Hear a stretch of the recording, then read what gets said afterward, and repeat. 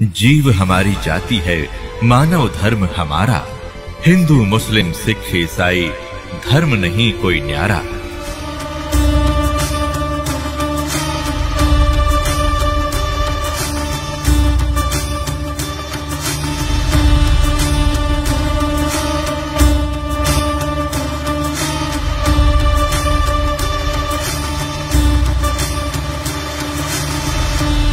पुण्यात्माओं, सौभाग्य आपका।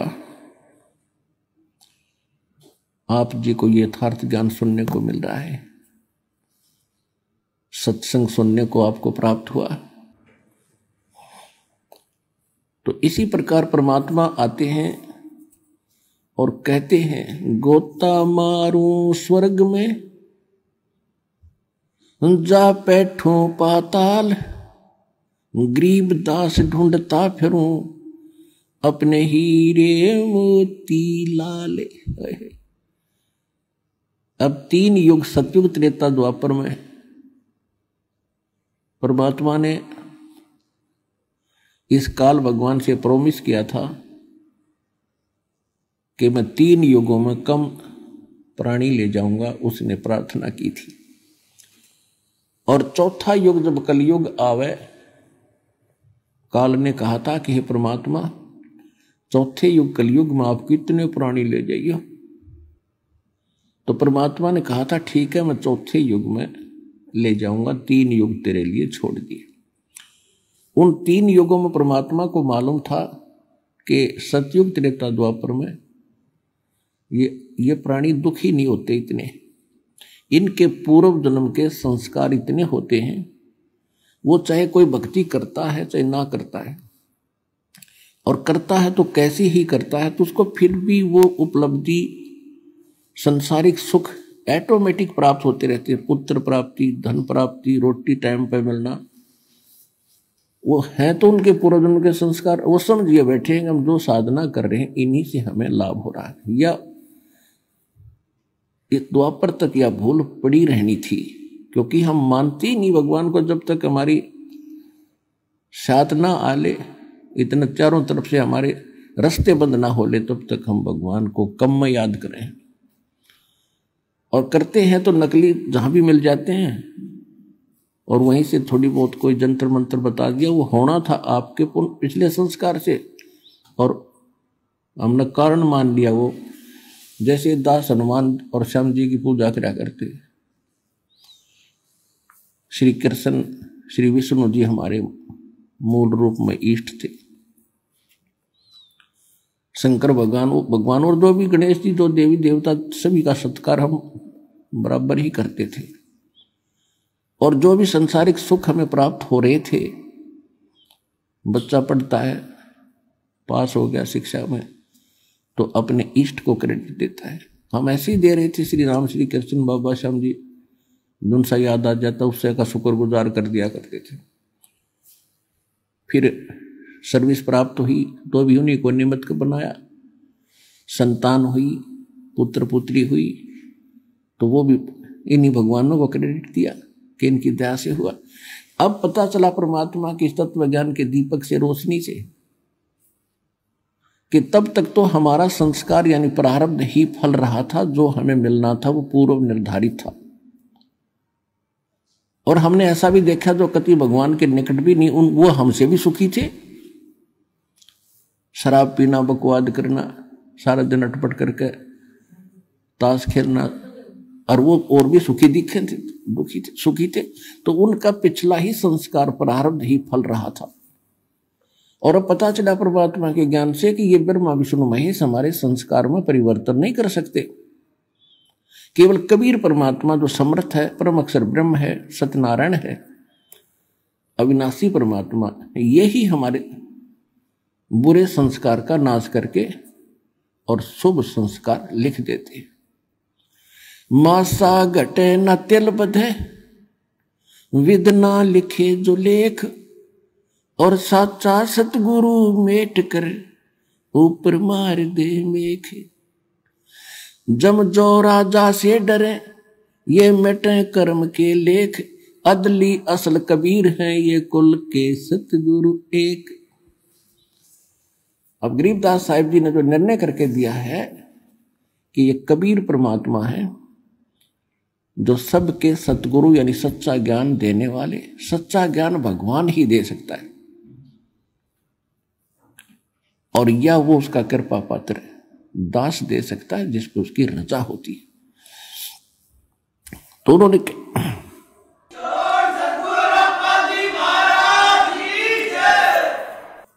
तो उस परमात्मा के कृपा पात्र आदरणीय गरीबदास साहिब जी ने दिया।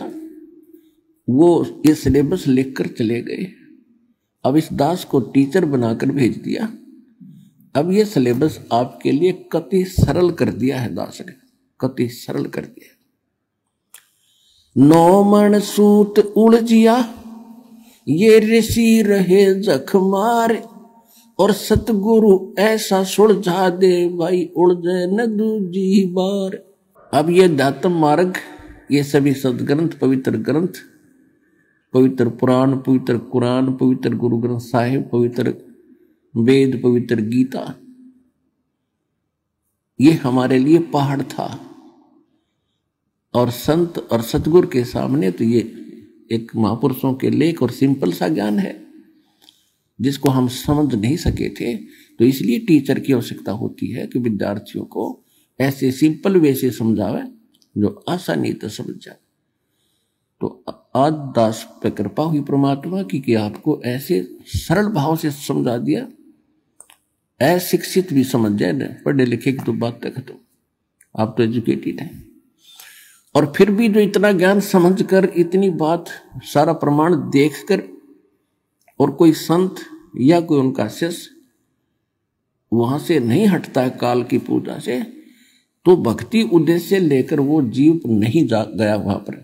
जो भक्ति उद्देश्य लेकर किसी संत के पास गए हैं या कोई संत बना है, इस ज्ञान को सुनकर वो अब भी आनाकानी करता है तो उसका कोई उद्देश्य अन्य है, महिमा की भूख है या कोई उसके कर्म में चूक है। नहीं तो परमात्मा कहते जानबूझ साची तजय और करे झूठ तने और ताकि संगत है प्रभु सौपन में बिना। इतने प्रमाण देखकर आत्मा नहीं हिलती, तो पत्थर हो गया, वो इंसान नहीं रहा, या फिर जानबूझकर बकवाद कर रहा है। तो कहते इसे ऐसे व्यक्ति के तो सौपन में भी साथ ना हो, संग ना हो, नहीं तो वो आपने भी डबो दे। तो परमात्मा कहते हैं ये ज्ञान देने के लिए स्वयं आते हैं और फिर इस कलयुग में अपना दास इन्होंने भेजना था। ये तो अब मोक्ष टाइम आ गया, भक्ति काल शुरू हो गया। सन 1997 से वहां 5505 वर्ष कलयुग बीत चुका है और उसके बाद ही ये तूफान आया है सत्य भक्ति का। संघर्ष भी खूब करना पड़ा पुण्यात्माओं, क्योंकि काल भी अपने एडी चोटी का जोर लगा रहा है कि कोई रामपाल के पास ना चला जा, वहां चलेगा तेरी पोल खुली और फिर झांकेगा नहीं तेरी ओर। और परमात्मा ने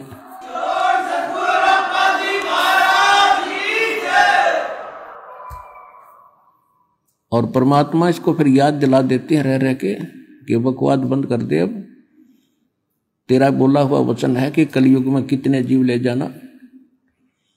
लेकिन ये फिर इसने एक और गुंडी अड़ाई थी बीच में, कहा था कि परमात्मा आपका ज्ञान मानना वो आपका, और मेरे ज्ञान, मेरे काल के दूतों के ज्ञान को स्वीकार करके जो भक्ति कर रहा है वो मेरा बना रहे, बाई फोर्स ना ले जाना। तो परमात्मा को भी मालूम था जब तक इनको ज्ञान नहीं होगा तो मेरे कैसे होंगे, वो भी तथास्तु कर दी थी। अब ठीक है, अब आप देख रहे हो परमात्मा ने ज्ञान का तूफान ला रखा है।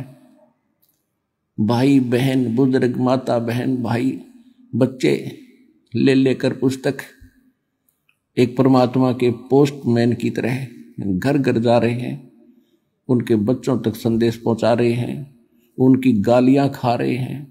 कोई जेल में डाल देता है, कोई पत्थर मारता है, कोई धमकाता है, कोई खुरकाता है, लेकिन ये परवाह नहीं करते क्योंकि इनको मालूम हो गया कि इन्होंने भांग पी रखी है और यह भांग उतरेगी पुस्तक के ज्ञान से, भगवान के ज्ञान से। और जिनकी भांग उतर जाएगी हमारे साथ था हो लेंगे फिर ये। अब आपकी उतर गई, आप आगे। अब आपकी भांग उतरी तो यहां आगे